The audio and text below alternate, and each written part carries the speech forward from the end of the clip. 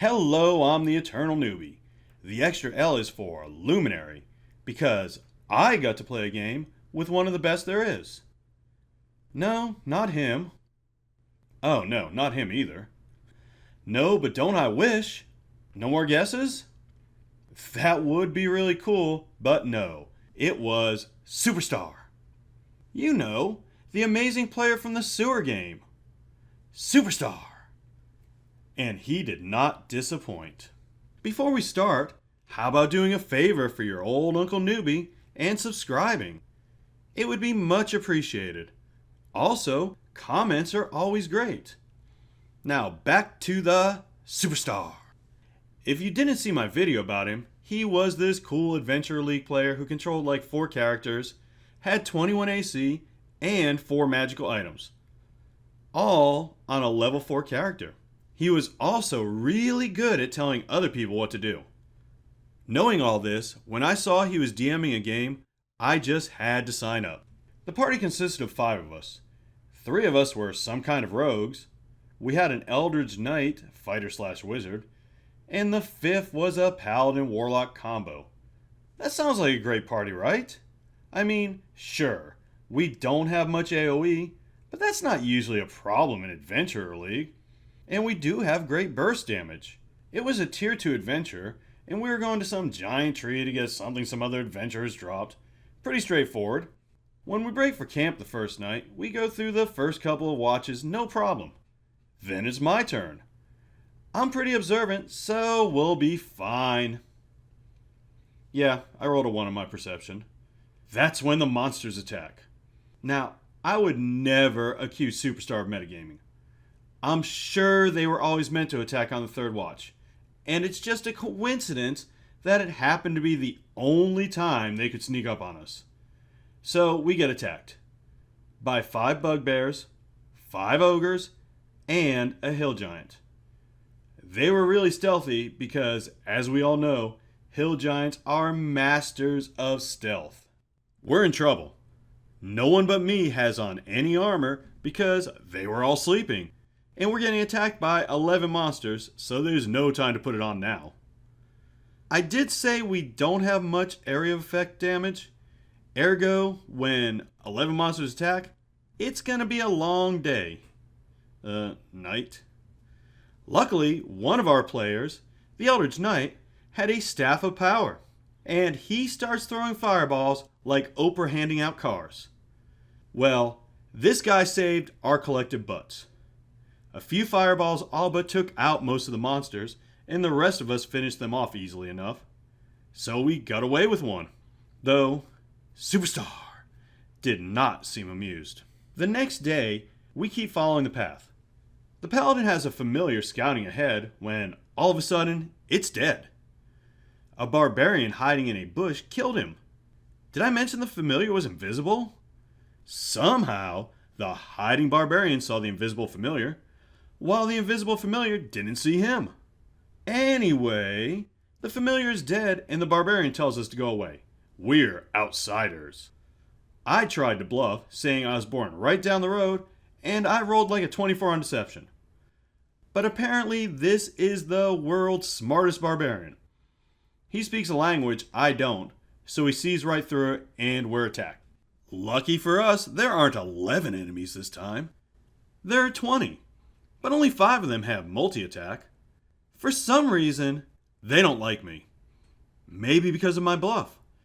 I mean, they are running past other players to get to me. They even try to edge into a player's mount's space to smack me, until the player reminds Superstar that's not allowed. I get a few good shots in, but with every single enemy who can reach me coming at me, I go down pretty quick. Much as I hate to admit it, it's a good strategy. I was the easiest to hit. I'm not sure how they knew I was easier than the other 2 guys wearing the same armor as me, but they did, and down I go. Luckily, the knight still has some fireball magic, and the party manages to take them down while getting me up. Finally, we get to the tree, and there are like 10 centaurs just hanging out, but they don't really want to talk. We approach the tree and some dryads appear. They don't want to talk either. Time to roll for initiative. Now these are not your ordinary centaurs. They're basically geniuses. I'm tired of you beating me to the morning paper. I like to read it with my eggs. I like to read it with my hay. Because not only do they know about the fireball spell, but they figured out that we have it, even though we're all wearing armor and none of us look like casters. They decide to shoot us from a distance and all spread out. But I've learned my lesson. Instead of using my bonus action to attack, this time I use it to dodge, which they see. So they stop ganging up on me. They gang up on the guy with the second lowest AC. Now, Superstar only has 15 characters to control this fight, but don't feel bad for him. All of his centaurs have multi-attack, so he still gets his 25 attacks every round. They are going after this guy, who jumps into a tree and hides. With his natural 20 on stealth, he has like a 27 or something. Doesn't matter. The Dryads go right up to where he's hiding and all hit him. Well, we decide it's time to run. That should be easy. After all, we all bought horses before the adventures, so we're all mounted. Or so I thought. You see, Superstar assumed that no one would bring their horse into a battle, so we must have left them outside the area. I mean, sure, we never said we left them, and we didn't know we were getting into a battle, but Superstar says we left them, and I'm not going to argue with him. Yep, we're pretty much screwed. We're running, and they are shooting at us.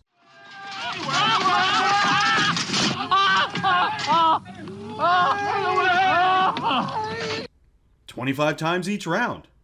Someone goes down. One of our players had a mount before the story, so he had his own icon, and Superstar couldn't tell him that he left his mount outside, so he goes back and gets the down player. The enemies surround him, blocking him in.